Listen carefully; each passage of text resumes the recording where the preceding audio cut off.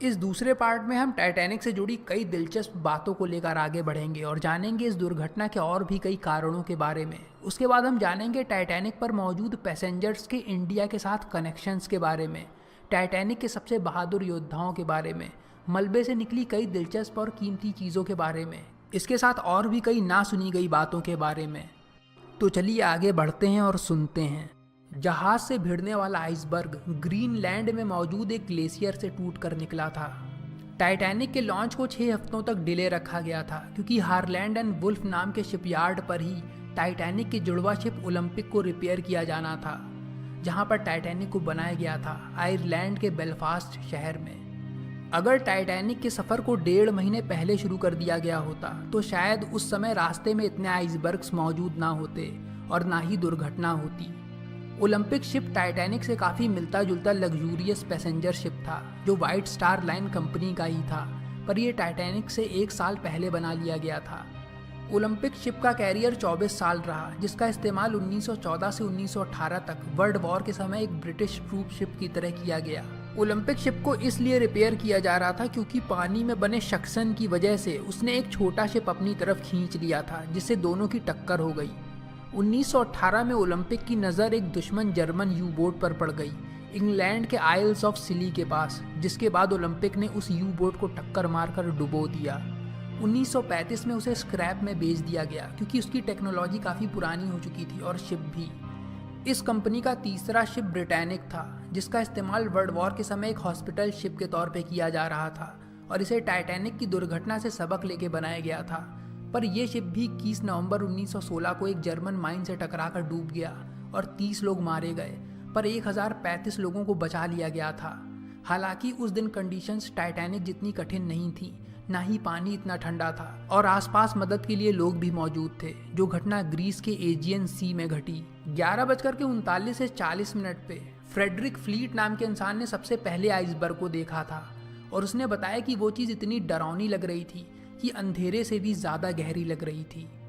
Iceberg का temperature 0 से -1 degree तक ही था, जबकि उस समय समुद्र का पानी ज़्यादा ठंडा था, जिसमें यात्रियों को मजबूरी में उतरना पड़ा। इतना ठंडा होने पर भी वो पानी नमक का कंटेंट ज़्यादा होने से जम नहीं रहा था। शिप में रखी गई दूरबीन एक लॉकर में बंद पड़ी थी और उसकी चाबी डेविड ब्लेयर नाम के एक ऑफिसर के पास थी, पर वो टाइटैनिक का सफ़र शुरू होने से पहले ही 9 अप्रैल को टाइटैनिक से उतर गए और अपने साथ उस लॉकर की चाबी को भी ले गए जिसमें दूरबीन रखी हुई थी। इसीलिए दूरबीन का इस्तेमाल टाइटैनिक पर नहीं किया जा सका। इसीलिए कई इतिहासकारों का मानना है कि अगर दूरबीन का इस्तेमाल उस समय किया जा रहा होता तो शायद आइसबर्ग को दूर से ही देख लिया गया होता। वायरलेस के जरिए टाइटैनिक को दूसरे जहाज़ों से कई वार्निंग्स मिली थीं, पर उन वार्निंग्स को senior radio operator Jack Phillips ने कैप्टन स्मिथ को फॉरवर्ड नहीं किया क्योंकि उन वार्निंग मैसेजेस में MSG प्रीफिक्स का इस्तेमाल नहीं किया गया था। MSG का फुल फॉर्म है मास्टर सर्विस ग्राम, जो प्रेफिक्स शिप के कैप्टन को खास तौर पे संदेश भेजना और उस पर कार्रवाई कराने के लिए लगाना बहुत ज़रूरी था। इसीलिए फिलिप्स ने उन्हें अर्जेंट नहीं समझा। लुइस पैटन, जो दुर्घटना से बच निकलने वाले सबसे सीनियर सर्वाइविंग ऑफिसर चार्ल्स लाइटॉलर की ग्रैंड डॉटर हैं, उन्होंने बताया कि लाइटॉलर ने अपनी पत्नी से ये बात बताई थी कि एक क्रू मेंबर ने शिप को गलत डायरेक्शन में मोड़ दिया था, आइसबर्ग की ही तरफ। शिप पर ऑफिसर्स में सबसे पहले विलियम मुर्डॉक ने आइसबर्ग को देखा और उन्होंने हार्ड स्टारबोर्ड नाम का एक ऑर्डर दिया। ये एक तरह का ऑर्डर हुआ करता था जिसे शिप के डायरेक्शन को बदलने के लिए दिया जाता था, पर क्रूज लाइनर 2 कम्युनिकेशन सिस्टम्स के अंदर ऑपरेट हो रहा था जिनके मतलब एक दूसरे के उल्टे थे, जिसमें इस कमांड का एक मतलब था व्हील को राइट डायरेक्शन में घुमाना और दूसरे में लेफ्ट डायरेक्शन में, जिसकी वजह से जब तक क्या सही में करना है वो समझ में आया तब तक बहुत देर हो चुकी थी। टक्कर से ठीक पहले आइसबर्ग को देखने के बाद ही ऑफिसर विलियम मुर्डोक ने इंजन रूम में मैसेज भेजा शिप के इंजन को रिवर्स डायरेक्शन में चला देने के लिए, जिससे लेफ्ट और राइट प्रोपेलर उल्टा चलने लगे। पर शिप के स्टर्न वाले हिस्से का ऐसा कॉन्फ़िगरेशन था जिस वजह से बीच में लगा तीसरा प्रोपेलर मुड़ नहीं सकता था, उसे सिर्फ बंद किया जा सकता था, जिस वजह से शिप की टर्निंग एबिलिटी की पावर में कमी आ गई और उस वजह से वो ठीक तरह से मुड़ नहीं पाया। इस गलती को भी टाइटैनिक पर हुई सबसे बड़ी गलतियों में से माना जाता है क्योंकि शायद टाइटैनिक आइसबर्ग के बगल से सही सलामत निकल जाता अगर वो फुल कंट्रोल में होता और उस समय थ्रस्ट को कम करके रिवर्स में ना किया गया होता। हालांकि सबसे पहले सबसे बड़ी गलती यही थी कि टाइटैनिक को ऐसे हालातों में इतनी तेज़ चलाना। मटेरियल साइंटिस्ट टिम फुइक और जेनिफर हूपर मैककार्टी ने दावा किया है कि जिस शिप बिल्डिंग मटेरियल का इस्तेमाल टाइटैनिक को बनाने के लिए किया गया था, उनमें जिन स्टील प्लेट्स को बो और स्टर्न वाले हिस्से में लगाया गया था, उन्हें काफ़ी ख़राब किस्म की लोहे की खूंटियों से बांधा गया था, जिस वजह से टक्कर होने पर वो आसानी से फट गईं और शिप इसी वजह से और जल्दी डूब गया। खराब रिवेट्स के लगाने की वजह शायद उस समय अच्छी किस्म की रिवेट्स की शॉर्टेज हो जाना था, या अच्छी क्वालिटी की रिवेट्स को उन जगहों पर लगाया नहीं जा सकता था शिपयार्ड पर मौजूद क्रेन माउंटेड हाइड्रोलिक इक्विपमेंट का इस्तेमाल करके। आइसबर्ग से टकराने के बाद पैसेंजर्स काफ़ी डर गए थे और वो जानना चाहते थे कि जहाज़ को कितना नुकसान पहुंचा है, जिसे देखने के लिए उन्होंने पॉर्ट होल विंडोज़ कई सारी खोल दी थी, जो टाइटैनिक में जल्दी पानी भरने का एक और बड़ा कारण बनी, क्योंकि उन सब लोगों को तुरंत ऊपर डेक में भेज दिया गया और वो खिड़कियां खुली रह गईं, जिनसे पानी और तेज़ी से शिप में भरने लगा। कई पैसेंजर्स ने अपने एक्सपीरियंस को बाद में बताया जिस समय शिप आइसबर्ग से भिड़ा था, जिसमें कुछ को ये एक भूकंप जैसा महसूस हुआ, तो किसी को लगा जैसे जहाज़ हज़ारों लाखों मार्बल्स यानी चिकने पत्थरों के ऊपर से गुजर रहा हो। अगर आइसबर्ग ने शिप के सिर्फ 4 वाटर टाइट कंपार्टमेंट्स को ही फाड़ा होता तो शिप डूबने से बच गया होता या बहुत देर तक बचा रहता, पर उसने 6 कंपार्टमेंट्स को बुरी तरह चीर दिया था। शिप और तेज़ी से अपने अंत की तरफ बढ़ने लगा जब क्रू मेंबर्स लोअर लेवल पे रखी हुई लाइफ बोट्स को लोड करने की कोशिश करने लगे, और उसके लिए उन्होंने गैंगवे दरवाजे को खोल दिया, जिसे वो बाद में बंद नहीं कर पाए, और पानी और तेज़ी से उस दरवाजे के रास्ते से भरता चला गया। अगर शिप की टक्कर आइसबर्ग से आमने सामने हुई होती तो जहाँ तक ये शिप डूबने से बच गया होता, क्योंकि ये शिप आगे से बहुत मजबूत था। टाइटैनिक क्रू ने डूबते समय जो सिग्नल्स दूसरे शिपों से मदद मांगने के लिए भेजे थे वो गलत थे। उन रॉकेट्स से जो सिग्नल भेजे गए थे वो किसी मुसीबत या परेशानी को नहीं बता रहे थे, बल्कि उनका पैटर्न था नेविगेशन प्रॉब्लम का और शिप से दूरी बनाए रखने का। दुर्घटना से पहले उसी दिन सुबह के समय लाइफ बोट ड्रिल्स को कैप्टन स्मिथ ने कैंसिल कर दिया था, जिसके सही कारण का पता नहीं लगा कि ऐसा उन्होंने क्यों किया था। हाल ही में एक साइंटिफिक थ्योरी के मुताबिक दुर्घटना के कुछ समय पहले से ही करीब 4 जनवरी 1912 से चांद और सूरज का एलाइनमेंट पृथ्वी से कुछ इस तरह का हो गया था, जिस वजह से समुद्र में तेज लहरें उठने लगी थीं, जिन्होंने टाइटैनिक के रास्ते साउथ दिशा की तरफ कई आइसबर्ग्स का रुख मोड़ दिया था। शिप के डूबते समय पास में ही एक दूसरे शिप के मौजूद होने की बातें की जाती हैं, जिसे ज़्यादातर लोग कैलिफोर्नियन शिप मानते हैं, या एक और शिप जिसका नाम सैमसन था। अगर इन दोनों शिप्स में से कोई भी एक सही टाइम पे पहुंच जाता तो बहुत लोग बचा लिए गए होते। उस शिप की आइडेंटिटी एक मिस्ट्री ही बन के रह गई।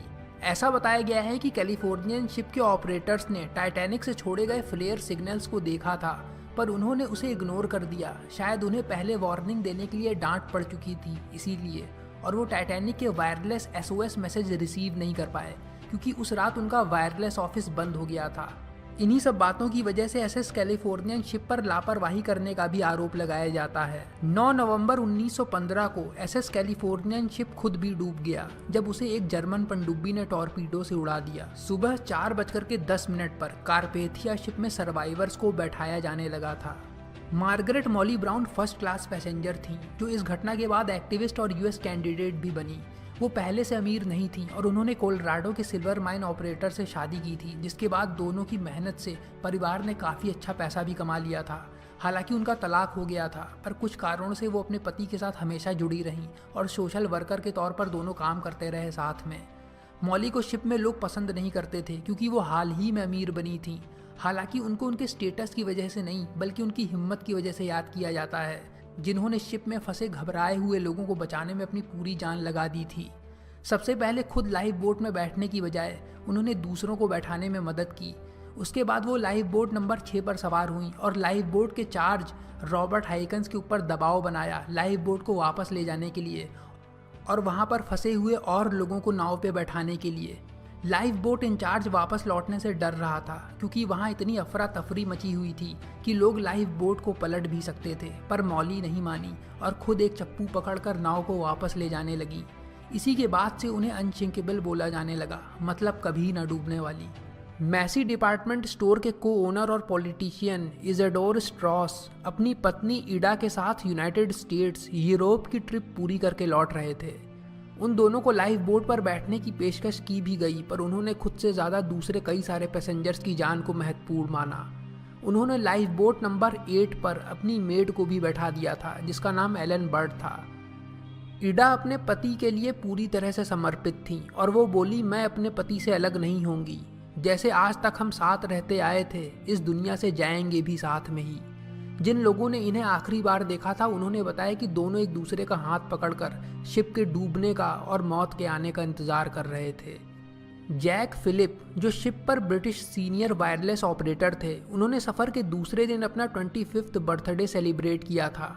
14 अप्रैल रात के 10:55 पे, जो बात टाइटैनिक के आइसबर्ग से टकराने के सिर्फ 45 मिनट पहले की है।